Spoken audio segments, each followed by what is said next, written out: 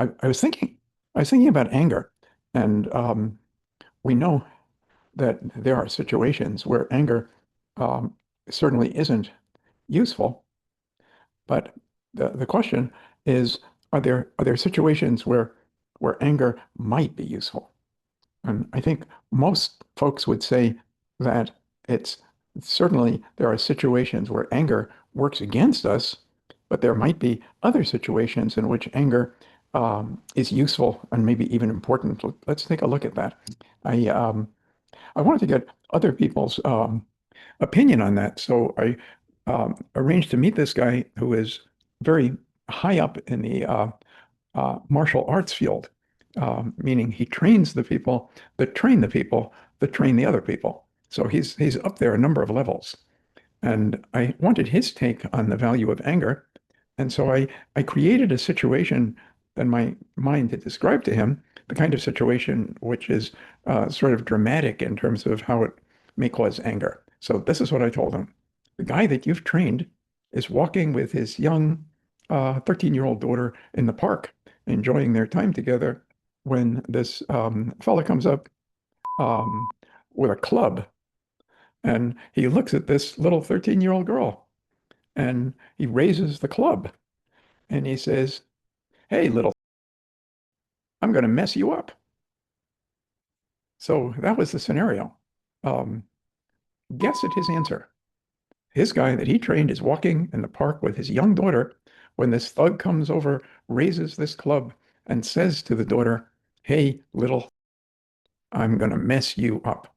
And I said, "How angry would you want your guy to be in that situation?"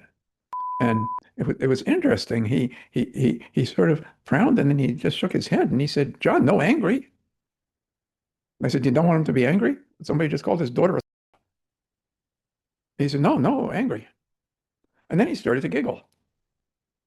And I wondered what was funny about that. I said, what's funny?" He says, "Well," he says, I hope he make that other man angry." I said, "What other man?" He said, "The man with the club." I said, "Do you want this guy who's got a club in the air looking at his daughter to be angry?" He says, "Yes, yes. Make him even more stupid. Make him even more predictable. Make him even easier to defeat."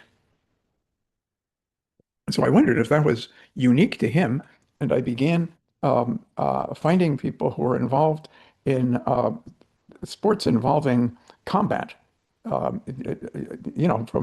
From boxers to wrestlers to cage fighters.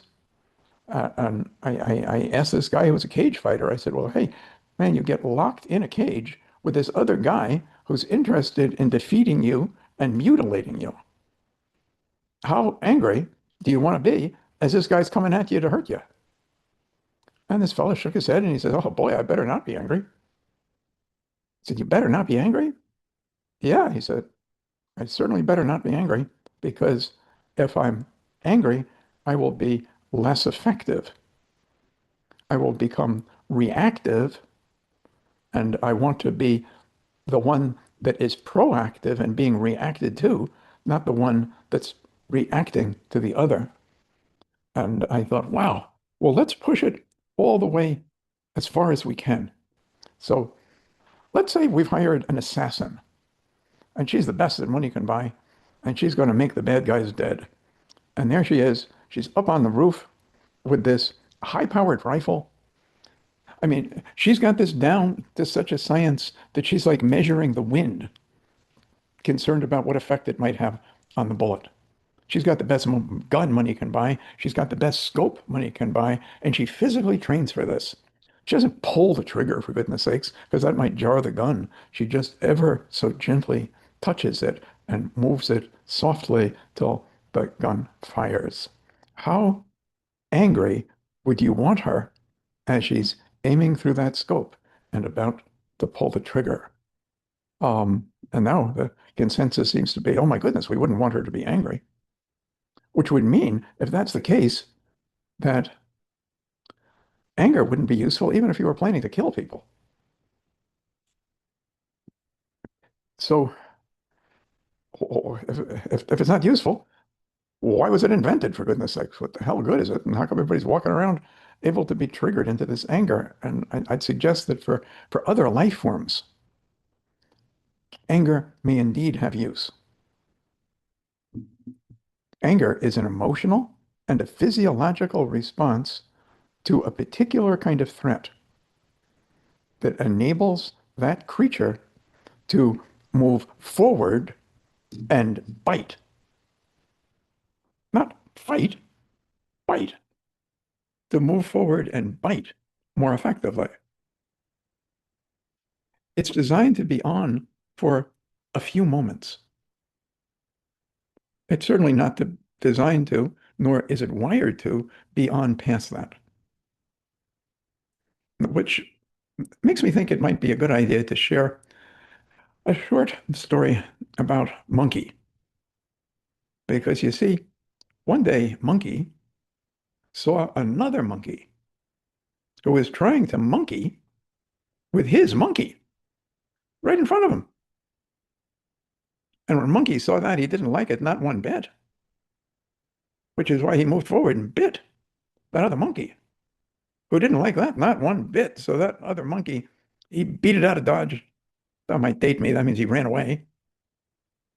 And Monkey then grabbed the banana. And as Monkey is eating his banana,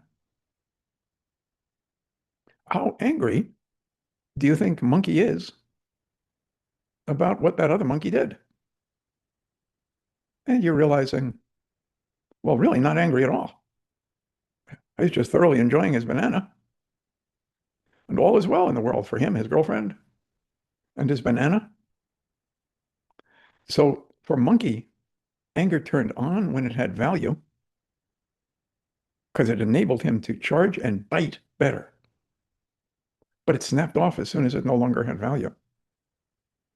For humans, it turns on, and it turns on when it doesn't have value.